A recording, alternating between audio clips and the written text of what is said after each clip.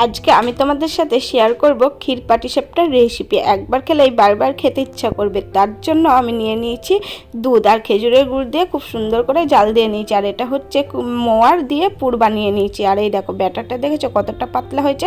এবার বলি ব্যাটারটা আমি কি দিয়ে করেছি। ব্যাটারটা হচ্ছে আতপ চালের গুঁড়ি, সুজি আর খেজুরের গুড়। তারপরে এই যে দিয়ে দিলাম ফ্রাই প্যানের মধ্যে। তো ব্যাটারটা দেওয়ার পরে হাতে করে সুন্দর করে ঘুরিয়ে তো ওটাকে আমি একদম পাতলা করে গোল করে নিলাম। তো কিছুক্ষণ হতে দিতে হবে, নাহলে তো কাঁচা থাকবে। তারপরে দেখো আমি দিয়ে দিলাম পুরটা দিয়েই কিন্তু খুব সুন্দর করে আস্তে আস্তে উল্টে ভাজ করতে হবে।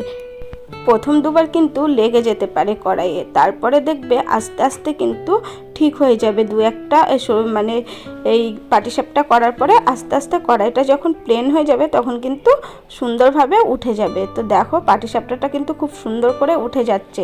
প্রথমে কিন্তু আমারও দু একটা হয়নি ভালো, তো তারপর থেকে খুব সুন্দরভাবে আর কি হচ্ছে। তো এই দেখো বন্ধুরা, পাটিসাপটাগুলো কিন্তু আমার ভাজা একদম কমপ্লিট হয়ে গেছে। তো এরকমভাবে শুকনো পাটিসাপটা খেতেও ভালো লাগে, আর সবাই তো আমরা নর্মালি এরকমভাবেই খাই, কিন্তু আজকে আমরা এরকমভাবে খাবো না। তো এই দেখো এখানে যে সেরাটা করে রেখেছিলাম সেরাটা কিন্তু ফুটিয়ে নিলাম, আর এক এক করে পাটিসাপটাগুলো ওই সেরার মধ্যে দিয়ে দিলাম। আর খেতে যা হবে না, একদম জমে যাবে। তো কেমন লাগলো পাটিসাপটার রেসিপি অবশ্যই কমেন্টে জানাবে।